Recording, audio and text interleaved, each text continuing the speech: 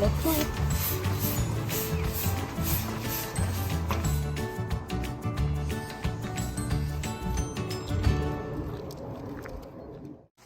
Hello friends, welcome back to the new blog of Pahadi in London. I hope आप सब लोग बहुत ही अच्छे होंगे। मैं भी बहुत अच्छी हूँ। तो दोस्तों, आज मैं हूँ ऑक्सफोर्ड सिटी में और आप देख रहे होंगे ब्यूटीफुल नज़ारे मेरे पीछे ऑक्सफोर्ड सिटी के। बहुत ही प्यारी सिटी है।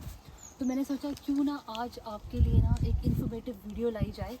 तो आज की जो मेरी वीडियो है वो है कि ऐसी कौन सी 5 चीज़ें हैं जो आपको दिमाग में रखनी चाहिए, ध्यान में रखनी चाहिए before you are moving out from any country to United Kingdom UK. अगर आप मूव कर रहे हो तो क्या 5 चीज़ें आपको दिमाग में रखनी चाहिए, वो मैं आज के ब्लॉग में कवर करने वाली हूँ।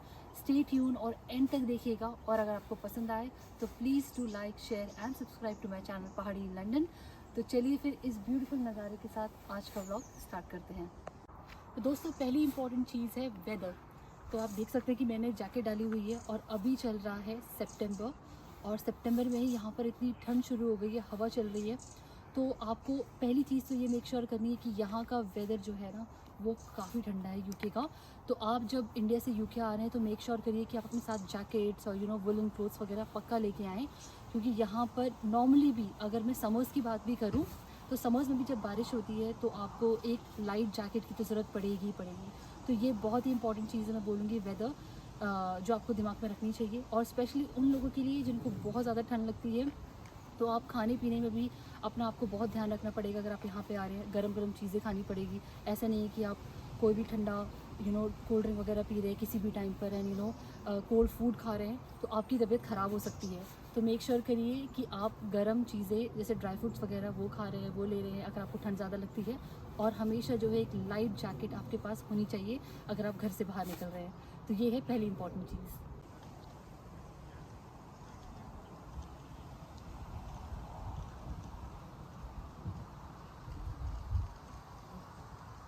दोस्तों, अब आती है सेकंड इम्पॉर्टेंट बात जो कि आपको ध्यान में रखनी चाहिए अगर आप यूके मूव हो रहे हैं, तो वो है सोशल लाइफ।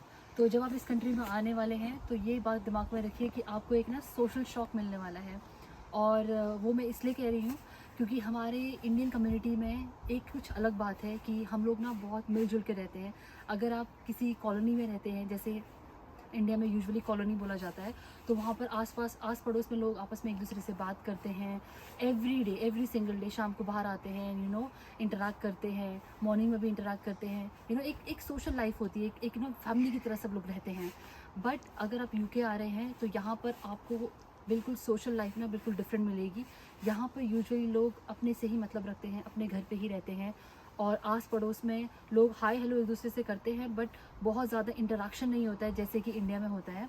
यूजुअली यहाँ पर लोग इंटरेक्ट करने के लिए या तो पब्स में जाते हैं या फिर उनके एक अपनी सोशल सर्कल्स होते हैं, कम्युनिटी सेंटर्स होते हैं, वहाँ जाकर के वो मिलते हैं लोगों से। तो वहाँ पर सोशलाइज होते हैं। जनरली नॉर्मल लाइफ में they like to keep their life private, जो कि इंडिया में नहीं होता है।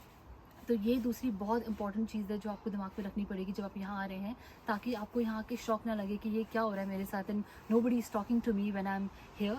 तो आपको अगर सोशलाइज होना है तो you need to go out, meet new people in pubs maybe और in the community centre and make friends with them. तो अभी मैं बढ़ रही हूँ रेजिडेंशियल एरिया की तरफ, और आपको यूके के रेजिडेंशियल जो घर होते हैं वो मैं दिखाने वाली हूँ।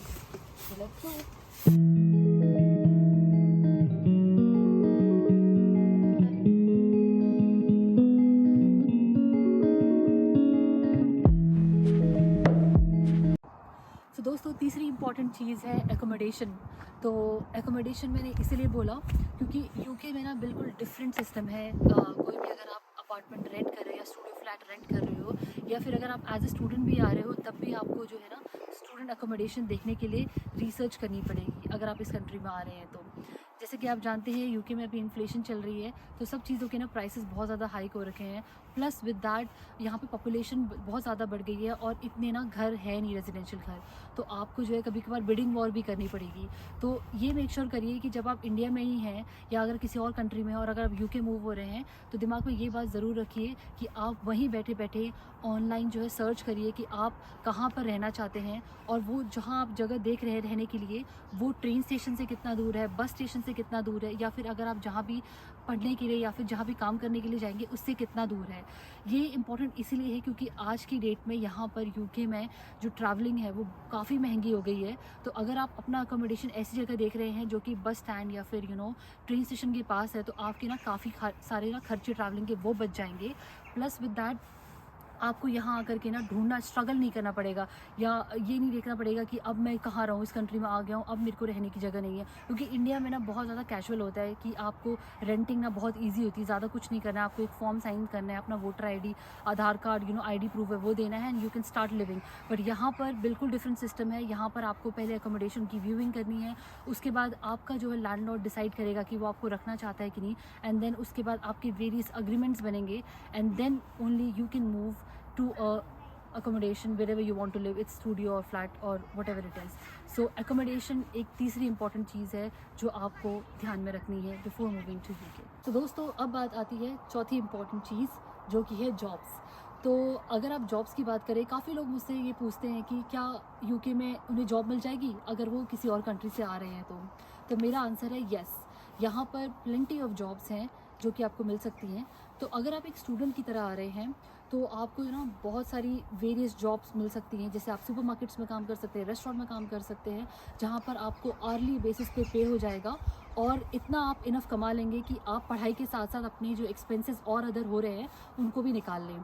और ये मेक श्योर करिए कि आपके पास स्टार्टिंग में जब आप यहाँ आ रहे हैं तो इनफ फंड्स हैं, जब तक आपकी जॉब नहीं लगती तब तक के लिए इनफ फंड्स हैं कि आप यहाँ पर सर्वाइव कर सकें। क्योंकि अभी जो है हर चीज़ों के प्राइसेस ना काफ़ी ज़्यादा हाई हो गए हैं। और अगर मैं बात करूँ वर्किंग प्रोफेशनल की, तो अगर वो अपनी ही फील्ड में यहाँ पर जॉब ढूंढेंगे तो वो भी इजी है, बट थोड़ा टाइम लग सकता है क्योंकि अगर आप अपनी ही स्पेसिफिक फील्ड में ढूंढ रहे हैं। बट मैं ये कहूँगी कि यहाँ पर जॉब मिलना इतना डिफिकल्ट नहीं है। अगर if you are passionate, if you know like what you want, you can easily get a job here. तो दोस्तों अब आती है पांचवी इंपॉर्टेंट बात जो कि है इंडिपेंडेंस। तो अगर आप किसी कंट्री से यूके मूव कर रहे हैं तो आपको ना इंडिपेंडेंट होना बहुत ज़रूरी है। तो जब मैं इंडिपेंडेंट की बात करती हूँ तो मेरा मतलब खाली ये नहीं है कि आपके पास जॉब है और आप इंडिपेंडेंट हैं।